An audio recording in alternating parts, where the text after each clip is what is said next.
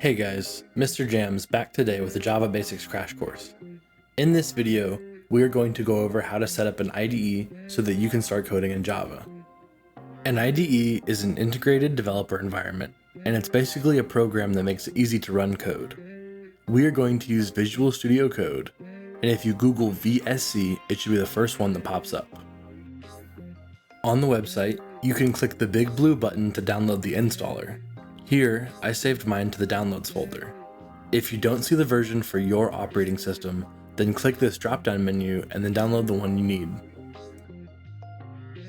Once you've saved your installer, you can go to your downloads folder and run it.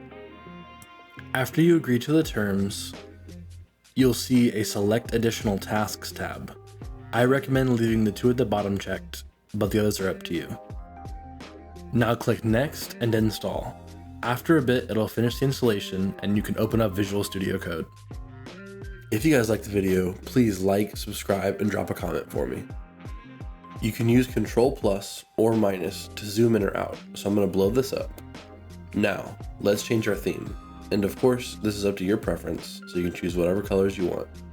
Click Browse Color Themes, and the recommended light and dark themes will pop up. To see more options, click the plus button up here. You can browse through these options, but I like the Synthwave 84 theme, so I'm going to select it and go back to the welcome page. Once you install your theme, go ahead to the top left and open the Explorer. Now click the Open Folder button and you can create a folder where you want your work to be saved. After you select this folder, you'll load into it and then be asked if you trust the folder authors. Select yes and it should finish loading. Let's create our first file to make sure that everything is working. You will notice there isn't a Java option here, so let's go to our Explorer and manually create the file. It should prompt you to download some recommended Java extensions, so let's go ahead and do that because you'll need these to edit our code. Give the extensions a moment to download, and then we can return to our Explorer. Your IDE is now ready to start coding in Java.